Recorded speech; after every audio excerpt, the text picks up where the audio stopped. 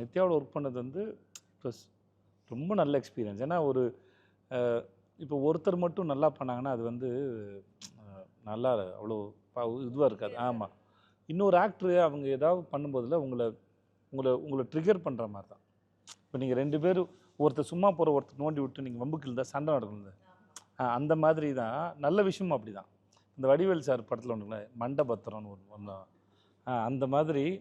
ஏன்னா இவர் ஒன்று போட அவர் ஒன்று பண்ண ஒரு பிரச்சனை ஆகுதுல்ல. அந்த மாதிரி இன்னொரு ஆக்டர் அவங்க எதையாவது ஒரு பெர்ஸ்பெக்டிவில் இல்லை எதையாவது ஒரு ஒரு பாயிண்டில் அவங்க எதாவது பண்ணும்போதில் அது இன்னொருத்தருக்கு ஃபீட். அது சில பேர்லாம் என்கிட்ட கேட்டாங்க, சார் நித்யா உங்களுக்கு காம்படிஷன் இருந்தா சேலஞ்சிங்கான. நான் ரொம்ப ரசிச்சேன். அது ஆக்சுவலி போட்டு நடிக்கிறவங்க 2 பேருமே இல்லையா? அது கிடையாது சொல்லுவாங்க. Not at all. I don't think நம்மளுக்கு அந்த போட்டிங்கிற விஷயமே என் மைண்ட்ல வராது. ஏன்னா இது ஜெனரலா வந்து ஆக்டர்ஸ்க்குள்ள அது இருந்தது. சீனை ஸ்பாயில் பண்றது. ஆமா 100%. இப்போ இவங்க நல்லா பண்றான்னு வெச்சுக்கோங்களேன், நம்ம ஹெல்ப் பண்ணனும் அதுக்கு. இல்லையா? I feel like that. அதுதான் அவங்களுக்கு என்ன பண்ணா நான் என்ன பண்ணா அவங்களுக்கு ஹெல்ப் ஆகும் அப்படிதான் மைண்ட்ல வரும். போட்டிங்கிறது வரவே கூடாது. நல்லா நடிக்கிறத நானே ரசிக்கலனா எப்படி? அது கண்டிப்பா என் ப்ரொஃபஷனே அதுதான். ஆமா. என் டைரக்டர் நல்லா எழுதுனாருன்னு வெச்சுக்கோங்களேன், நான் ரொம்ப கொண்டாடிடுவேன். எப்படி இது யோசிச்சாரு, எப்படி இது எழுதினாரு அப்படின்னு. அதுவே ஃபஸ்ட்டு எனக்கு பிடிச்சிரும்.